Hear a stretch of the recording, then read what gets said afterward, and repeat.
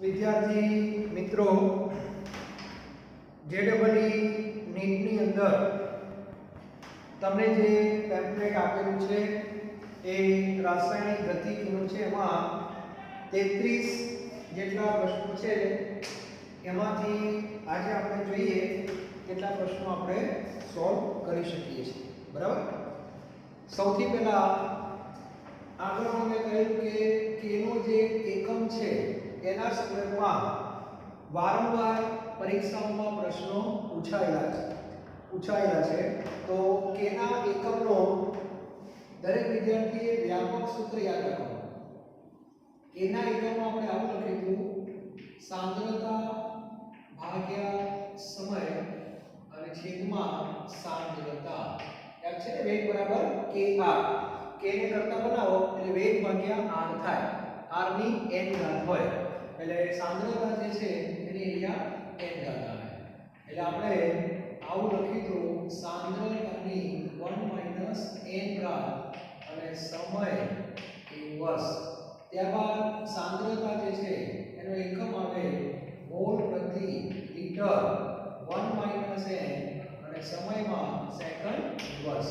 તો દરેક વિદ્યાર્થીએ કે નું આ સૂત્ર યાદ રાખીને વ્યાપક.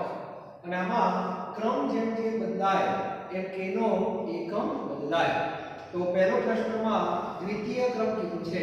દ્વિતીય ક્રમ એટલે n બરાબર 2 મૂકવાના. લઈએ તમે n બરાબર 2 મૂકશો એટલે 1 - 2 આવશે. 1 - 2 એટલે -1 એટલે મોલની કેટલી ઘાત આવશે? -1 આવશે. અને લિટર છેદમાં છે, છેદનો છેદ અંશમાં જાય એટલે પ્લસ થઈ જશે. એટલે આપણો જવાબ કૌંસમાં છેદમાં કિંમત એટલે મોલ પ્રતિ લિટર -1 જ આવશે.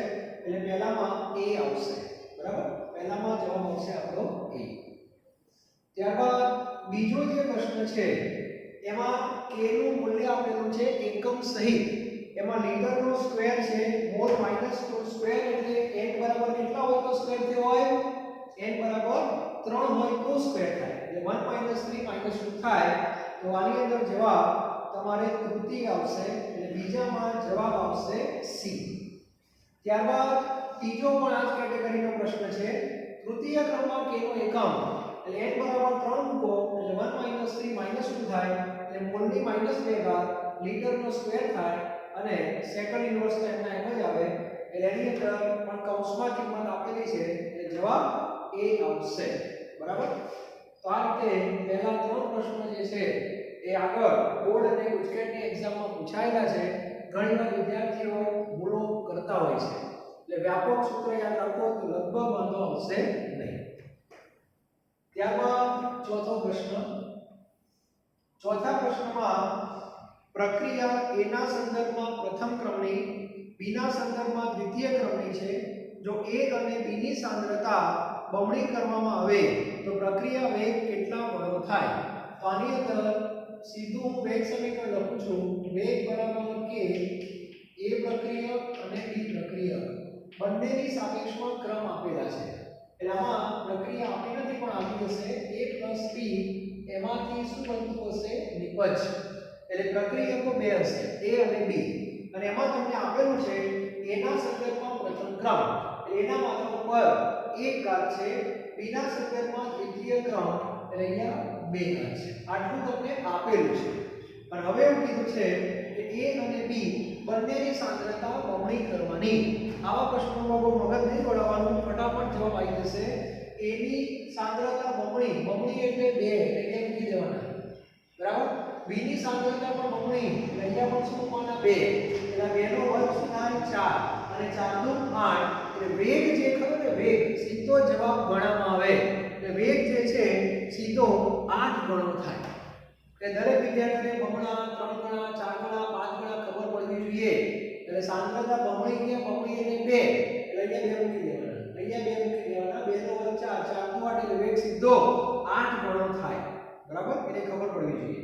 ત્યારબાદ પાંચમા પ્રશ્નમાં શૂન્ય ક્રમની પ્રક્રિયામાં r વિરુદ્ધ t ના આલેખમાં ઢાળનું મૂલ્ય કીધું છે. તો શૂન્ય ક્રમમાં બધાને ખબર છે આપણે જે આલેખ દોર્યો તો એ r વિરુદ્ધ t નો દોર્યો હતો.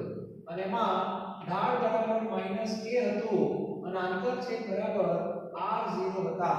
તો તમને ઢાળ કીધો છે તો ઢાળનો જવાબ આવશે -k એટલે પાંચમામાં શું આવશે એ જવાબ આવશે બરાબર ત્યારબાદ છઠ્ઠો પ્રશ્ન છઠ્ઠા પ્રશ્નમાં પ્રથમ ક્રમની પ્રક્રિયા કીધી છે એનો અર્થ કે ક્રમ તમને આપી દીધો કયો પ્રથમ ચાલો પ્રથમ ક્રમની પ્રક્રિયામાં પ્રક્રિયકની સાંદ્રતા 6 મોલ થી ઘટી 3 મોલ થવામાં 40 મિનિટનો સમય લાગે છે ધ્યાન આપજો આ 6 મોલ થી 3 મોલ થવામાં આ સમય તમને આપ્યો છે 40 મિનિટ બરાબર ચલો હવે તમારે કયો સમય શોધવાનો છે 6 થી 3 નો સમય આપ્યો છે તમારે શોધવાનો છે 12 થી 6 તો 12 થી 6 ક્યાં હોય નીચે હોય કે ઉપર હોય 12 થી 6 ઉપર જ હોય એટલે અહીંયા 12 મોલ છે 12 થી 6 એટલે આ સમય તમારે શોધવાનો છે તો આને પણ અર્ધાયુષ્ય કહેવાય 12 ના અડધા 6 6 ના અડધા 3 તો નીચેનો અર્ધાયુષ્ય જો 40 મિનિટ હોય તો ઉપરનો કેટલો હોય કયો ક્રમ છે પ્રથમ ક્રમના અર્ધાયુષ્યને સાંદ્રતા સાથે કોઈ લેવા દેવા નથી યાદ છે ને 30 30 પ્રથમ ક્રમમાં દરેક ટુકડામાં 30 30 30 જ આવે અર્ધાયુષ્યની વાત કરું છું એટલે આ જો 40 મિનિટ હોય તો ઉપર પણ 40 મિનિટ જ હોય એટલે જવાબ તમારો આવશે 40 મિનિટ જો આનો આ જ પ્રશ્ન શૂન્ય ક્રમ માટે હોત તો શૂન્ય ક્રમમાં શું તો યાદ કરો 30 15 પહેલો અર્ધાયુષ્ય 30 હોય તો બીજો નીચેનો 15 હોય તો આમાં નીચેનો 40 છે ઉપરનો 80 મિનિટ હોય કયો ક્રમ શૂન્ય ક્રમ હોય તો બરાબર એટલે શૂન્ય ક્રમ અને પ્રથમ ક્રમ એના વિશે ના પ્રશ્નો છે આવવા જોઈએ ચલો આનો એક સ્ક્રીનશોટ પાડી લો પછી આપણે આગળ વધીએ બરાબર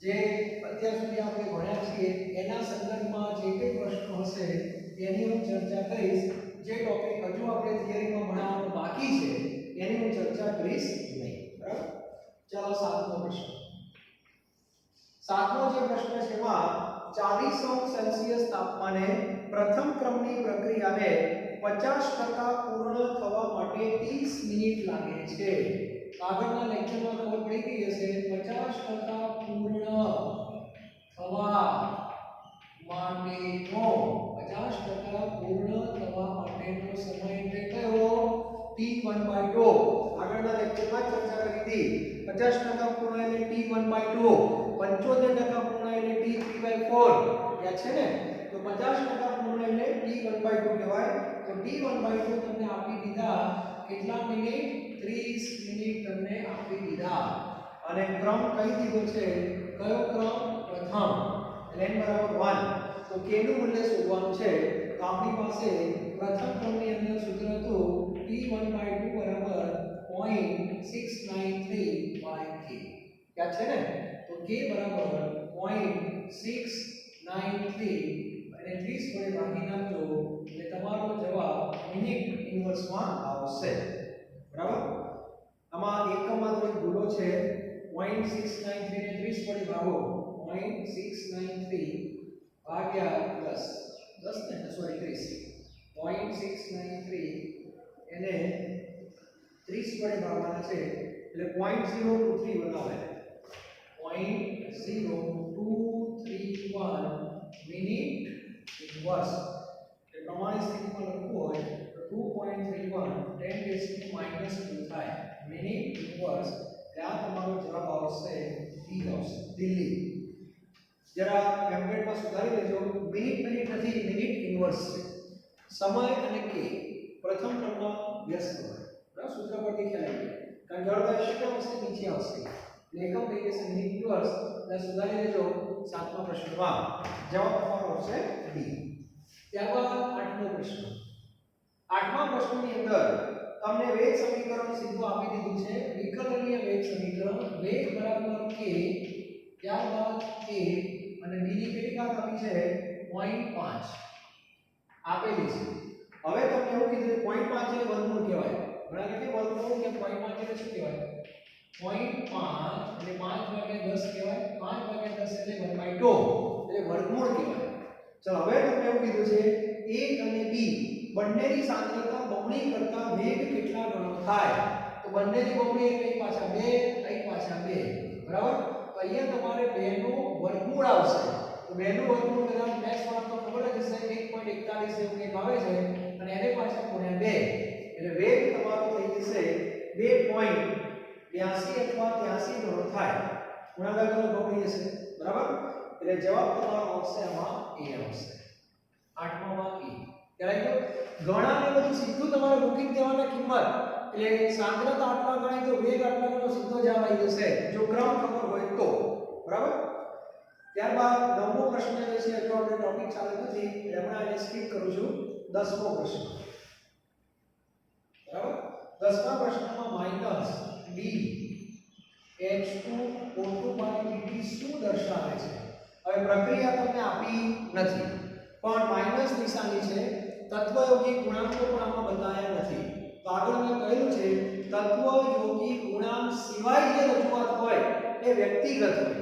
વ્યક્તિગત એટલે હાઇડ્રોજન પેરોક્સાઇડનો દર છે પણ માઈનસ છે એટલે એના દૂર થવાનો વેગ હશે અથવા એના વિઘટનનો વેગ હશે. બરાબર. એટલે આમાં જવાબ આવશે તમારો બોમ્બે. H2O2 ના વિઘટનનો દર માઈનસ ની પકડીએ. 11મો પ્રશ્ન ચાલ્યો નથી. 12મો પ્રશ્ન જે છે 2N2O5 તો આપણે હમણાં જ થિયરી ભણ્યા પ્રથમ ક્રમનું સંકલિત વેગ સમીકરણ. એમાં પ્રથમ ક્રમની પ્રક્રિયાના મેં ઉદાહરણો આપ્યા હતા. એમાં N2O5 નું વિઘટન પણ છે જ. એટલે યાદ રાખી લેજો આ પ્રક્રિયા પ્રથમ ક્રમની પ્રક્રિયા છે. બરાબર. ત્યારબાદ 13મો પ્રશ્ન લાવને પૂરો પાડી દો.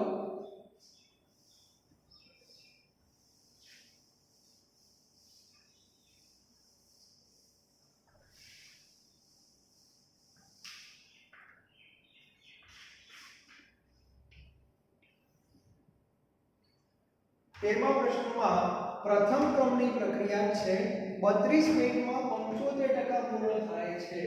ક્રમ હંમેશા લખો n = 1. તો આ પ્રક્રિયાને 50% પૂર્ણ થવા માટે કેટલો સમય લાગશે? હવે ગઈકાલે આગળના લેક્ચરમાં આપણે ચર્ચા કરેલી છે સાંદ્રતાને કશું આપી નથી ટકાવારીમાં આપણે કામ કરી શકીએ. 100 ના અડધા કેટલા થાય બોલો? 100 ના અડધા 50. તો 100 ના અડધા 50 એટલે 50 બાકી. 50 બાકી એનો અર્થ એવો થાય 50% પૂર્ણ.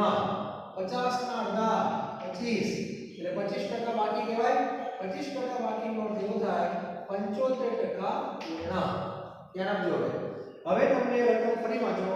પ્રથમ ક્રમની પ્રક્રિયા 32 મિનિટમાં 75% પૂર્ણ થાય છે. એટલે અહીંથી અહીં સુધીનો સમય આપેલો છે 32 મિનિટ. 32 મિનિટ એટલે T3/4 થાય. બરાબર છે? T3/4. તો આ પ્રક્રિયાને 50% પૂર્ણ થવા માટે કેટલો સમય લાગે? તો આ સમય તમારે શોધવાનો T1/2. તો ખબર પડવી જોઈએ ટોટલ 32 છે અને પ્રથમ ક્રમની અંદર અર્ધ આયુષ્ય કેવું હોય? અચળ હોય. એટલે પહેલો અર્ધ આયુષ્ય x હોય તો બીજો અર્ધ આયુષ્ય પણ x જ હોય. એટલે તમારે x + x નો સરવાળો 32 છે. તો 2x બરાબર કેટલા થાય? 32 થાય. x બરાબર કેટલા આવે? 16 આવે. એટલે 16 મિનિટ જવાબ આવે. અને ગઈકાલે આપણે વાત કરી હતી T3/4 T1/2 કરતા નાના હોય અથવા અર્ધ આયુષ્ય T3/4 કરતા અડધો હોય. એટલે 32 હોય તો પેલો કેટલો હોય? 16 હોય. ક્લિયર? તો આ પ્રથમ ક્રમની અંદર વાત છે. એટલે હવે તમને ખ્યાલ આવી ગયો 75% પૂર્ણની માહિતી આપે તો મૂળ સાંદ્રતા જે હોય એના 2 વાર અડધા કરવાના. 100 ના 50 50 ના 25. એટલે તમારે નીચે ક્યાં સુધી જવું એ તમને ખ્યાલ આવી જાય. તમને 87.5% પૂર્ણનો સમય આપે તો આના અડધા કરવા પડે. તો 87.5% પૂર્ણનો સમય એટલે T7/8 થાય. તો T7/8 અને અડધા આયુષ્ય વચ્ચે શું સંબંધ તમને ખબર છે? 3 ગણો હોય. બરાબર. તો સારો પ્રશ્ન છે. સૂત્ર ક્યાંય વાપરવાનું જ નથી. ડાયરેક્ટ જવાબ પડી જાય. ઘણા કહેશે આ પ્રશ્ન શૂન્ય ક્રમ માટે હોય તો શું કરવાનું? અત્યારે તો જવાબ આવ્યો 100 મિનિટ આવી ગયો પણ આનો આ પ્રશ્ન જો શૂન્ય ક્રમ માટે હોય તો શું કરવાનું છે? તો શૂન્ય ક્રમની અંદર ખબર હોવી જોઈએ કે પહેલો અર્ધ આયુષ્ય જો x હોય તો બીજો અર્ધ આયુષ્ય x/2. યાદ કરો 30 15. એટલે પહેલો x હોય તો બીજો શું હોય? x/2. તો x + x/2 બરાબર 32 થાય. x + x/2 બરાબર 32 થાય. સાચું કે ખોટું? એટલે આનું તમે સાચું લખશો તો 2x + પ્લસ x = 64 થાય એટલે 3x બરાબર 64 થાય x બરાબર 64/3 થાય જે આવે છે ક્લિયર તો ક્રમ કયો છે એ બહુ અગત્યની વસ્તુ છે પહેલા MCQ ને બધું તમે હવે સોલ્વ કરશો એટલે ધીરે ધીરે તમારો જે કોન્ફિડન્સ લેવલ છે ધીરે ધીરે રાસાયણિક ગતિવિધિમાં વધતું જશે પણ મગજમાં આ બધું ખબર હોવી જોઈએ ખ્યાલ આવી ગયો તો સારા પ્રશ્નો છે આ બધા મગજમાં ક્લિયર હોવું જોઈએ ત્યાર પછી એના પછીનો પ્રશ્ન છે 14મો પ્રશ્ન એની અંદર તમે જુઓ તો આમાં પણ વેગ આપેલો છે વેગ બરાબર k a વેગ સમીકરણ આપેલું છે હવે તમને એવું કહે છે કે પાત્રનું કદ શરૂઆતના કદ કરતા 1/4 જેટલું કરવામાં આવે છે 1/4 જેટલું ચોથા ભાગનું કર્યું તો વેગને શું અસર થાય તો સૌથી પહેલા પાત્રના કદની સીધી અસર કેના ઉપર થાય દબાણ ઉપર થાય એટલે આ પ્રણાલી વાયુમય પ્રણાલી છે અને વાયુમય પ્રણાલીમાં સાંદ્રતાની જગ્યાએ દબાણ આવે એટલે આ સૂત્ર હું ફેરવી નાખું છું કે PA PB આવું લખી શકાય બરાબર હવે બધાને બોયલનો નિયમ ખબર છે બોયલનો નિયમ શું હતો P ચલે છે 1/b તો આ લોકોએ શું કહે છે કદ ચોથા ભાગનું કર્યું એટલે કદ પહેલા આટલું હોય 4 લીટર એનો ચોથો ભાગ એટલે 1 લીટર તો કદ ચોથા ભાગનું કરો તો દબાણ 4 ગણું થાય કદ ચોથા ભાગનું કરો તો દબાણ 4 ગણું થાય એટલે તમારે અહીંયા પણ 4 મૂકવાના અહીંયા પણ 4 મૂકવાના માથા ઉપર તો એક જ કહેવાય 4 × 4 16 સરવાળો નહીં કરવાનો ભાગાકાર કરવાનો એટલે 16 ગણો વેગ વધે કેટલા ગણો 16 ગણો એટલે 14મા પ્રશ્નનો જવાબ તમારો હવે ડી જવાબ આવે ખ્યાલ આવી ગયો ગ્રાફનું ક્લિયર હોવું જોઈએ ત્યારબાદ 15મો પ્રશ્ન 15મા પ્રશ્નમાં A to B પ્રક્રિયા છે A to B પ્રક્રિયા આમાં 16 ગણો જવાબ 16 ગણો જવાબ ડી આવશે 15મા ની અંદર A to B પ્રક્રિયા A ની સાંદ્રતા બમણી કરતા વેગ 4 ગણો થાય તો પ્રક્રિયાનો ક્રમ જણાવો આમાં ઊંધો પ્રશ્ન છે હવે જ્યારે આવા પ્રશ્ન હોય કે સાંદ્રતા આપણી તો મેં તમને આગળ કીધું છે આટલું જ યાદ રાખો વેગ ચલે છે r ની કેટલી વાત હોય એના બધાને ખબર છે બરાબર આ વેગ એટલે આ સીધું સૂત્ર ઘણામાં વપરાય એના ત્રણમાંથી બેની માહિતી હોય તો ત્રીજી માહિતી મળે સાંદ્રતા અને ખબર હોય તો વેગ કેટલા ગણો થાય ખબર પડી જાય એમ સાંદ્રતા અને વેગની માહિતી હોય તો પ્રક્રિયાનો ક્રમ ખબર પડી જાય તો હવે તમારે આમાં ખાલી કિંમત મૂકવાની જો કઈ રીતે સાંદ્રતા બમણી કીધી એક જ પ્રક્રિયા છે એટલે આપણે આ રીતે આપોએ બરાબર સાંદ્રતા બમણી એટલે આની જગ્યાએ 2 મૂકવાના 2 ની કેટલી ઘાત n કારણ કે આપણને ખબર નથી બમણા એટલે 2 હવે વચ્ચે બરાબર મૂકી દેવાનું બરાબર વેગ કેટલા ગણો કીધો 4 ગણો એટલે 4 મૂકી દેવાના સીધો જ આવે ડાયરેક્ટ શોર્ટકટ ગુણોત્તર લેવાની કોઈ જરૂર નથી બરાબર એટલે વેગ ચલે છે r ની n ઘાત આવું મગજમાં ફિટ કરી દો સાંદ્રતા બમણી એટલે 2 ની n ઘાત 2 ની n ઘાત બરાબર 4 તો n બરાબર એટલા મૂકીએ તો ડાબા બરાબર જવાબ થાય n બરાબર 2 આ પ્રક્રિયા કયા ક્રમની થઈ ગઈ આ પ્રક્રિયા થઈ ગઈ બીજા ક્રમની બરાબર તો આ વસ્તુ તમારા મગજમાં ક્લિયર હોવું જોઈએ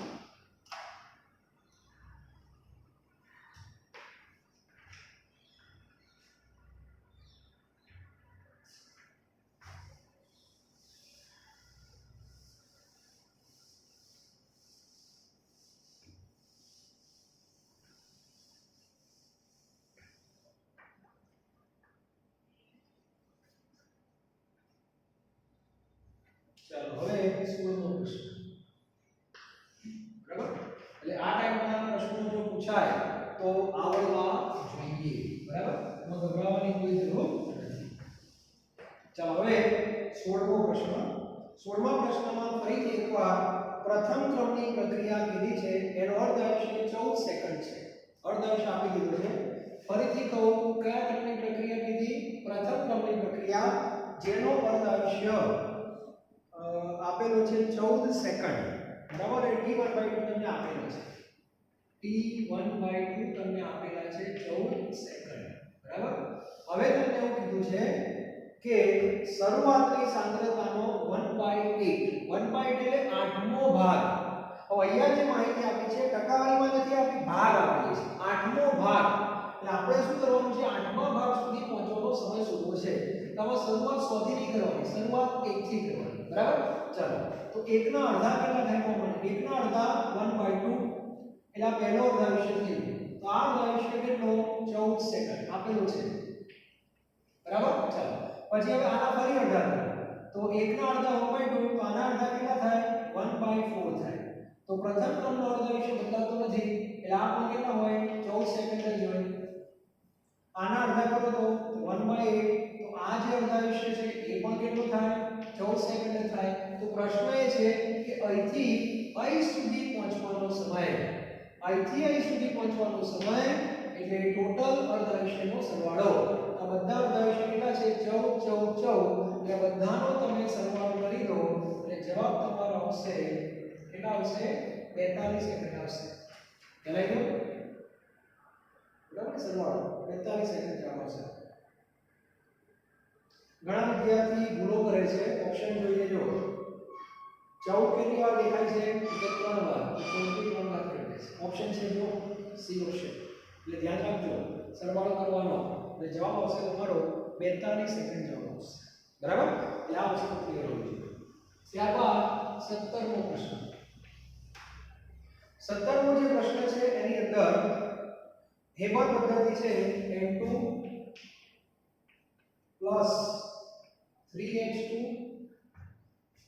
અને એમાંથી 2NH. હેબર પદ્ધતિ તમને આપેલી છે. એમાં હાઇડ્રોજનની સાંદ્રતા ઘટવાનો દર આપેલો છે, તો એમોનિયાની સાંદ્રતા વધવાનો દર કેટલો થાય? બરાબર? સૌથી પહેલા આ જે પ્રક્રિયા છે એનો આપણે વેગ લખીએ અને પ્રક્રિયાના વેગને શું કહેવાય? પ્રક્રિયા વેગ. બરાબર? પ્રક્રિયા વેગ શબ્દ આવે એ આખી પ્રક્રિયાને લાગુ પડે છે, બરાબર? અને એમાં ગુણાંકોને ધ્યાનમાં રાખીને વાત કરવાની. તો આ પ્રક્રિયાનો વેગ 3 રીતે લખાય. n2 માટે લખવું હોય, n2 માટે n2 ના સંદર્ભમાં તો -dn2/dt થાય. આને પણ પ્રક્રિયા વેગ જ કહેવાય. બરાબર? h2 ના સંદર્ભમાં લખવું હોય વચ્ચે બરાબર આવશે તો -1/3dh2/dt કહેવાય. બરાબર? અને એમોનિયાના સંદર્ભમાં લખવું હોય તો +1/2dNH3/dt કહેવાય. ખ્યાલ આવ્યો? આ જે સંકેત લખ્યો છે આને કહેવાય પ્રક્રિયા વેગ. આને કહેવાય પ્રક્રિયા વેગ. આને કહેવાય પ્રક્રિયા વેગ. બરાબર? હવે ધ્યાન રાખજો. હવે બીજા નામ પર તમે કહી દો, કોન્સેપ્ટ તમારો ક્લિયર થઈ જાય. બધાને પ્રક્રિયા વેગ કહેવાય. બરાબર? હવે આટલો જે ભાગ છે આમાં તો તત્વ કે ગુણાંક છે જ નહીં, તો આને પ્રક્રિયા વેગની સાથે સાથે n2 નો દૂર થવાનો વેગ પણ કહેવાય. n2 નો દૂર થવાનો સ્વતંત્ર વ્યક્તિગત રીતે n2 નો દૂર થવાનો વેગ. હવે ધ્યાન આપજો, આમાં તો વાંધો નથી આવતો. -dn2/dt ને બે રીતે લખાય. આને તમે પ્રક્રિયા વેગ પણ કહી શકો અને n2 દૂર થવાનો વેગ પણ કહી શકો. હવે જે વસ્તુ લખું છું બહુ અગત્યની છે, ધ્યાન આપજો. આટલો જે ભાગ છે તત્વયોગી ગુણાંક સિવાયનો ભાગ. આ સમજાઈ ગયો તો તે મગજમાં ક્લિયર છે. -dh2/dt આને શું કહેવાય? h2 નો દૂર થવાનો વેગ કહેવાય. બરાબર? અને એ રીતે +dNH3/dt આને કહેવાય એમોનિયાનો ઉત્પાદનનો વેગ. સમજાય છે? ગુણાંકો સિવાય તમે જે લખો ને એ વ્યક્તિગત થઈ કહેવાય. ગુણાંકો સિવાય, ગુણાંક સાથે જે રજૂઆત કરો એને પ્રક્રિયા કહેવાય. આ વસ્તુ પહેલા મગજમાં ક્લિયર હોવી જોઈએ. બરાબર છે? આ વસ્તુ મગજમાં પહેલા ક્લિયર હોવી જોઈએ. હવે આવા પ્રશ્નોમાં વિદ્યાર્થીઓ ઘણીવાર કન્ફ્યુઝ થાય છે કે આ લખવાનું કઈ રીતે. એટલે કોન્સેપ્ટ જે છે પહેલા તમારો ક્લિયર હોવો જોઈએ. ગુણાંકો સાથેની જે રજૂઆત છે, ગુણાંકો એટલા માટે ધ્યાનમાં લીધેલા કે બધાના સંદર્ભમાં વેગનો જવાબ સરખો આવે, પ્રક્રિયા વેગનો જવાબ સરખો આવે. એટલે ગુણાંકો વાળી જે રજૂઆત છે એને પ્રક્રિયા વેગ કહેવાય. બરાબર?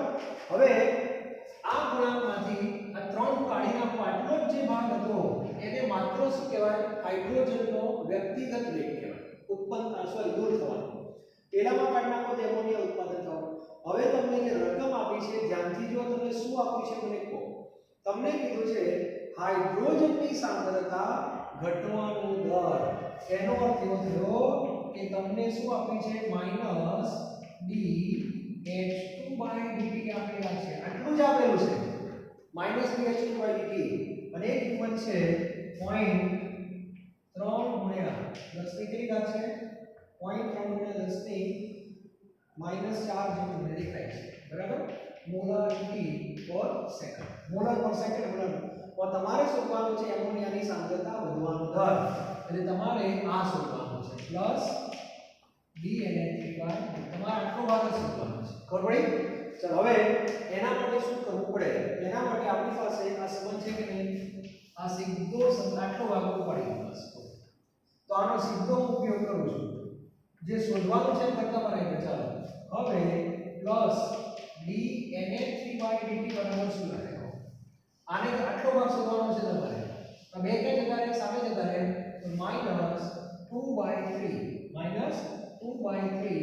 dH2/dt ચિહ્નનું મહત્વ નથી એ પદનું મહત્વ છે બરાબર તો 2/3 થઈ ગયા હવે dH2/dt તમને આખા હવે આવે માઈનસ કેમ કારણ તમને આની કિંમત આપી છે જો એટલે આ માઈનસ સીધા જ આવી ગયા સમજાય છે એટલે -dH2/dt આવી ગયા 0.3 * 10⁻⁴ એટલે આ થઈ જશે સીધા તમારી 0.1 એટલે 0.2 * 10⁻⁴ આ જવાબ આવશે 0.2 * 10⁻⁴ જવાબ A 17 માં A આવશે બરાબર તો આ અગત્યની વસ્તુ મેં તમને આજે કીધી એટલે પરીક્ષામાં વિદ્યાર્થીઓ આવા પ્રશ્નોમાં ભરાઈ જાય છે બરાબર છે સમજી શકતા નથી કે પ્રક્રિયા વેગ એ આખું જનરલ છે અને આ બધું જે લખ્યું આપણે વ્યક્તિગત છે એટલે વ્યક્તિગત જ્યારે માહિતી આપેલી હોય ત્યારે ગુણાંકો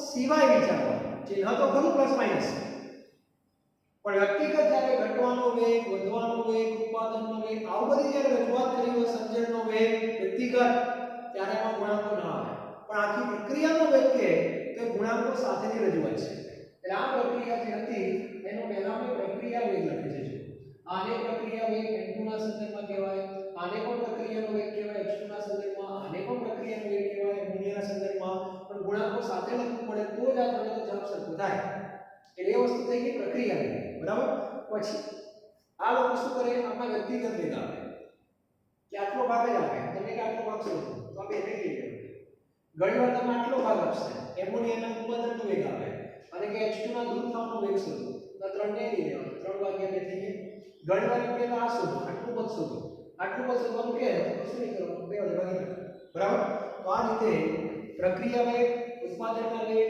આ બધા વચ્ચે મિક્સઅપ થવું ના જોઈએ બરાબર આ ક્લિયર હોય ચાલો તો 17 નો પ્રશ્ન થઈ ગયો આપણો હવે 18 આજે આપણે 20 સુધીના પ્રશ્નોની ચર્ચા કરવાના છે બરાબર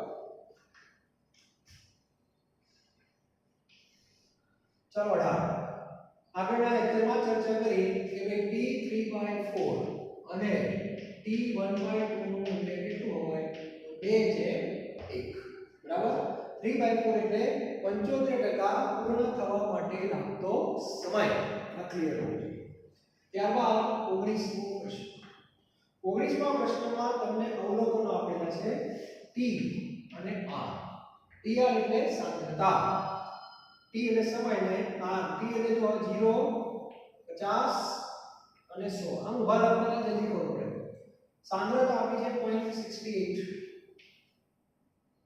આ બાજુ છે 0.34 0.68 ના અડધા 0.34 અને એના અડધા 0.70 એટલે સાંદ્રતા અડધી અડધી આપેલી છે અને આ તમને કયો સમય આપે છે કુલ સમય આના ઉપરથી આપણે અડધા વિશે સુધી કાઢીએ તો આને અડધા વિશે કહેવાય કે ના કહેવાય આટલો ભાગ અડધા વિશે કહેવાય બરાબર તો 0 થી 50 એટલે આ અડધા વિશે કેટલા નો થયો 50 નો થયો ચાલો આના અડધા છે કે નહીં તો આ અડધા વિશે કેટલું થાય ટોટલ 100 એમાંથી 50 બાદ કરો એટલે 50 તો 50 50 અડધા વિશે સરખો હોય તો ક્રમ કયો કહેવાય પ્રથમ ક્રમ કહેવાય 19 માં જવાબ બોમ્બે આવશે બરાબર વાત કરી છે તો 19 નો જવાબ આવશે બોમ્બે આની આ વસ્તુને મારે શૂન્ય ક્રમમાં મેળવવી હોય તો પહેલો અર્ધાંશ 50 હોય તો બીજો વાર શું કરવું પડે 25 તો 50 કરતા 25 75 થાય કે ના થાય તો અહીંયા જો 75 કરી દઉં તો આનો આ પ્રશ્ન થઈ જાય શૂન્ય ક્રમ ઓપ્શન બદલી ગોખવાના નહીં ઘણા ગોખિતમાં રાઉન્ડ હોય અને યાદ કરો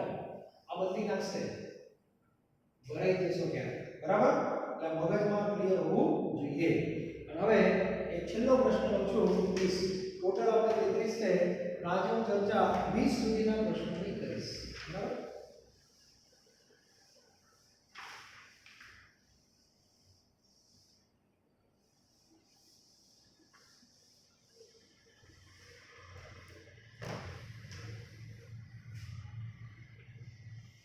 વીસમો જે પ્રશ્ન છે એમાં ફરીથી એકવાર પ્રથમ ક્રમ આપેલો છે n બરાબર 1 અર્ધાંશ આપેલો છે t1/2 કેટલા કલાક 3 કલાક આપેલા છે બરાબર પણ હવે પ્રશ્ન એ છે 300 ગ્રામ જથ્થામાંથી કેટલા કલાક હશે 18 કલાક છે 18 કલાક બરાબર હવે 18 કલાક બાદ એટલે t બરાબર 18 કલાક બાદ બરાબર કેટલા ગ્રામ જથ્થો બાકી રહે આવું કીધું છે હવે આપણે એક કામ કરીએ કુલ સમય તમને 18 કલાક આપી દીધો તો મેં તમને એક સૂત્ર લખાવી તો ખબર હોય તો કુલ સમય બરાબર n t1/2 કુલ સમય 18 અર્ધાંશ 3 એટલે n બરાબર 6 ગાળા થાય એટલે તમારે 6 વખત નીચે જવું પડે અને શરૂઆત ક્યાંથી કરી આપણે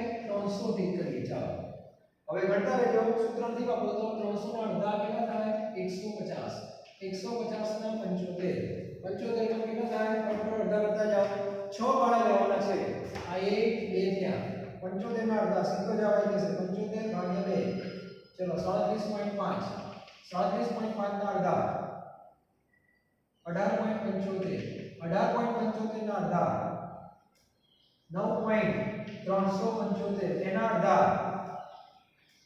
4.68 બરાબર તો આ અર્ધાંશ પહેલો બીજો ત્રીજો ચોથો પાંચમો અને છઠ્ઠો એનો અર્થ કેટલા કલાક 3 કલાક 3 કલાક 3 કલાક 3 કલાક 3 કલાક 3 કલાક ટોટલ 18 કલાક થાય કેટલા થયા તો 18 કલાક પછી 300 ગ્રામમાંથી આટલા ગ્રામ બાકી હશે 4.6875 ગ્રામ ક્લિયર આટલી વસ્તુ ક્લિયર હોવી જોઈએ તો આજે હું 20 સુધીના પ્રશ્નો રાખું છું બાકીના આપણે આગળના લેક્ચરમાં જોઈશું બરાબર ચેપ્ટર હજુ ચાલે જ છે ગભરાવાની કોઈ જરૂર નથી જેમ જેમ ટોપિક ચાલતા જશે એમ આપણે સાથે સાથે આવા પ્રશ્નો જો સોલ્વ કરેલા હશે તો તમારો પણ કોન્ફિડન્સ વધશે બરાબર એટલે રાસાયણિક ગતિકી ના પ્રશ્નો આવડવા જોઈએ દાખલા આવડવા જોઈએ કોન્સેપ્ટ વાળું ચેપ્ટર છે આગળના બે ચેપ્ટરની જેમ દ્રાવણો અને વિદ્યુત રસાયણ તેમાં જે રીતે આપણે કોન્ફિડન્સ થી આપણે એમસીક્યુ સોલ્વ કરીએ છીએ એવી રીતે આના પણ આપણે સોલ્વ કરવાના છે ચિંતા કરવાની કોઈ જરૂર નથી okay thank you very much